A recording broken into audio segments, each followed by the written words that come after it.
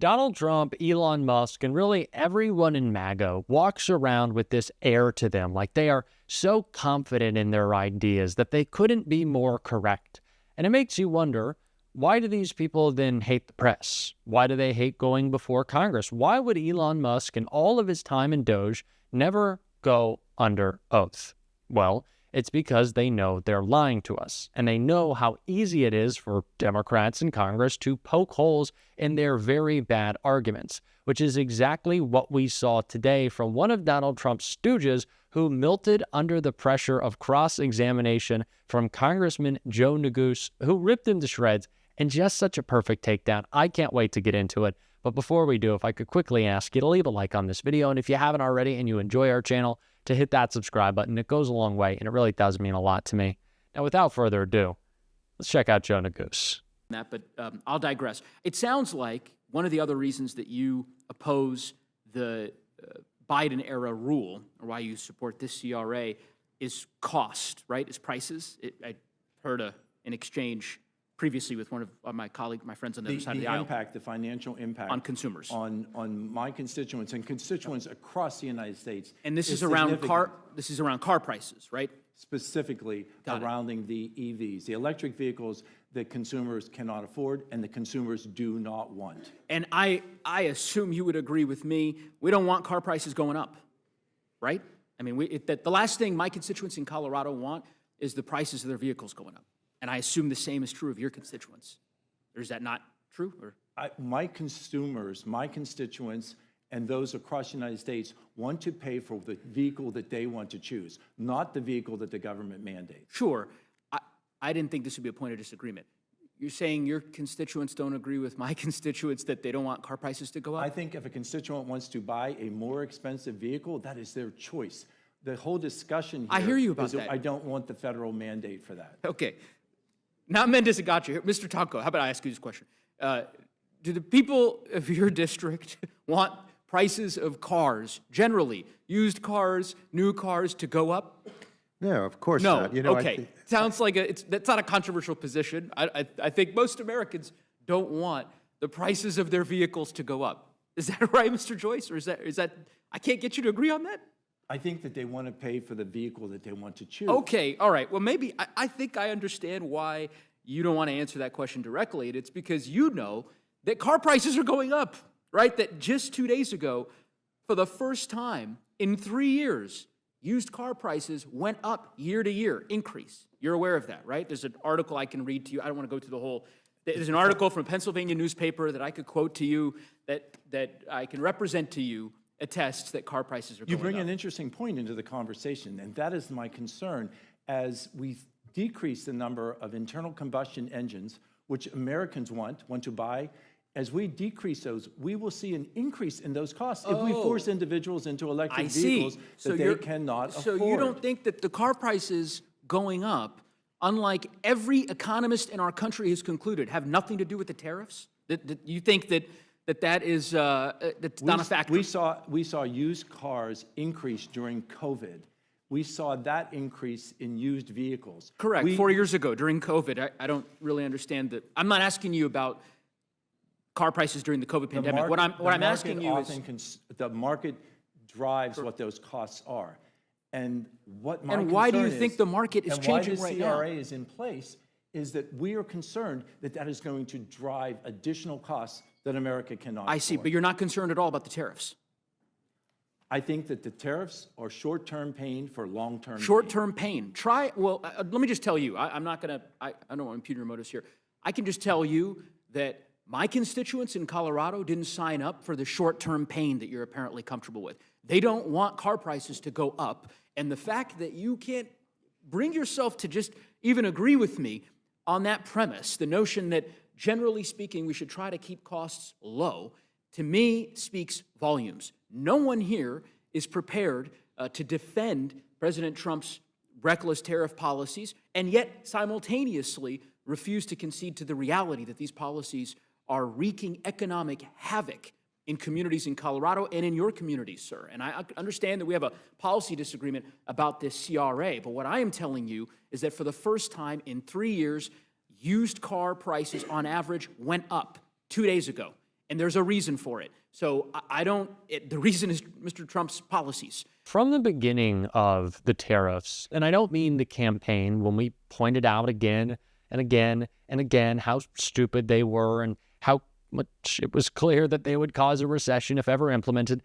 In Donald Trump's administration, I'm talking about, I was always so surprised that they just couldn't get a clear message on this. MAGA loves to lie. They're usually good at staying on one line. Now, that doesn't mean that that lie is good. The lie is certainly not true. It's a lie, but at least it is the same message. That has not been something MAGA has been able to do with this tariffs, with these trade wars. It's the stupidest trade war in history, so much so that not even the worst liars in politics can come up with one single line to deliver. They are not on message. Because what could the message be? Markets are tanking, trade deals aren't coming, Donald Trump is flailing, it is all bad. This is the most incompetent administration, and if you want to open up the hood a little bit more, you can see in some bits and pieces, they're also the most corrupt. That's really what tariffs have been good for, is little carve-outs for Donald Trump's CEO buddies, some market manipulation for him and Marjorie Taylor Greene. That is what it's all about, the corruption, which Joe Neguse continued to call out, as we see in this clip right here. What works in the holiday in Hollywood doesn't work in Hollidaysburg, Pennsylvania. I hear and I see you're reading from there. I get it. These aren't gotcha questions, so I think you answered it. I think your point, what you're saying is that you don't believe that the Biden administration, the EPA under the Biden administration, had the authority to grant the waivers that it did to these states. I do not. Okay. Do you believe that the Trump administration has the authority to grant waivers to polluters? I do not believe that the Trump administration is granting waivers to You don't? polluters. I do not. Are you familiar with this new announcement? I'll read you this article. This is just from 2 weeks ago.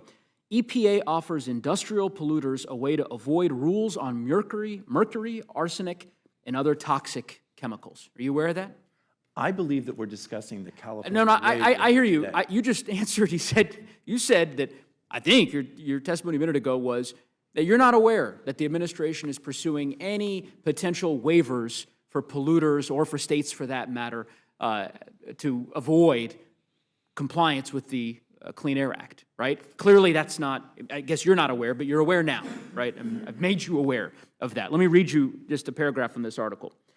The EPA has set up an electronic mailbox to allow regulated companies to request a presidential exemption under the Clean Air Act to a host of Biden-era rules. Companies were asked to send an email by Monday seeking permission from President Donald Trump to bypass the new restrictions. This is a part of, a push to roll back dozens of environmental regulations. The Trump administration is offering coal-fired power plants and other industrial polluters a chance for exemptions for requirements to reduce emissions of toxic chemicals, such as mercury, arsenic, and benzene. You're familiar with this now? With your reading, I think it is important that we return the discussion to what this CRA I hear you. achieves. Mr. Joyce, I get it. You've testified at great length about this particular. I get why you're supporting the CRA. I understand that.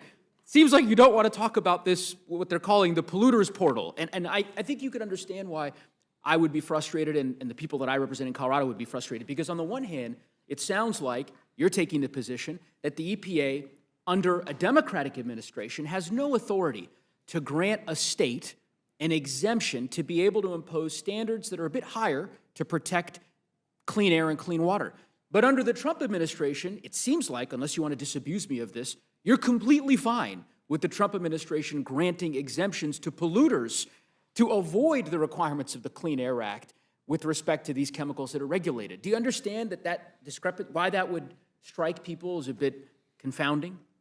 The only confounding part that I recognize is how the Biden administration turns away from the free market and wants to allow a Biden-era EPA to enforce a rule onto my constituents that doesn't allow them to choose You and said that a buy few times. vehicle that they can afford. I hear to you. choose and buy a vehicle that can drive them to and from work. I get it. I get why you oppose this rule. I understand why you oppose this rule. Do you support these exemptions? What I'm saying to you is I understand. You've made it abundantly clear. You oppose the exemptions that were granted under the Biden administration. Do you support these exemptions that the Trump administration is poised to grant in the coming weeks to polluters in your district? And I support Is that a yes?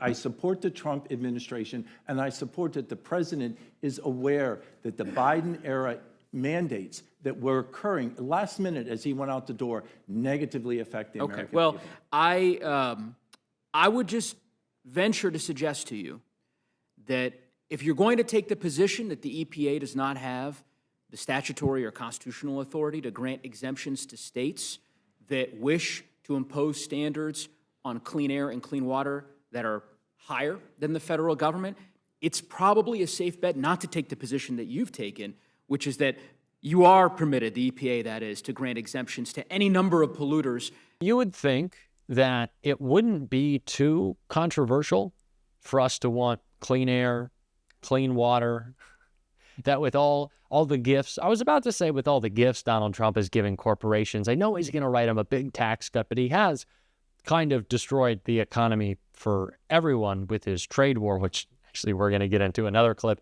in just a second. But well, with all of this in mind, you think it wouldn't be too much to ask. But again, the inconsistencies of the MAGA mindset very easily come apart when you just apply a little bit of pressure on them. Just dive a little bit deeper into what they're saying. And I told you that we were going to be talking a little bit more about a clip about Donald Trump's trade deals. And yeah, let's take a look at Doug Burgum right here. I mean, he's arguing that he's made 200 trade deals so far. Well, there is all kinds of countries, that are showing up at the doorstep because they understand America is serious about leveling the trade issues right now. Can I ask you? Old Dougie Eyebrows is back, and he's not making any sense. Donald Trump has already made 200 trade deals. With which countries? Do they go to a different school? Do they live in Canada? And what's been so especially bad about Donald Trump's approach to the tariffs, man, I could really go anywhere when I say that, couldn't I? But it's specifically with China. Is Donald Trump is, in the many different ways he's tried to frame this plan, is we're going after China. We're being tough on China. Even though Donald Trump has caved to China several different instances during this trade war. But if that was the actual approach, you would want a stronger trading relationship with Vietnam, South Korea, and Japan. That's not the case. Donald Trump has levied huge tariffs against those countries, started trade wars there, and now that they've turned to China to be their more reliable trading partner because no one can trust the United States, we can't get a deal done with other countries like those until we get one done with China. And what does that give China? Leverage. And what is that? That's the art of the deal. Find a way to give your opponent, in the most convoluted way possible, a bunch of leverage over. Do we not just have the stupidest president in history? Our stupidest person is running our country, and I hate it every day. But we got to call it out. We're certainly doing so on this show. And if you want to support that, as always, you can hit that subscribe button, leave a like on this video, and if you stuck around at the end, you can drop a blue heart in the comments. And until next time, I'll see you soon.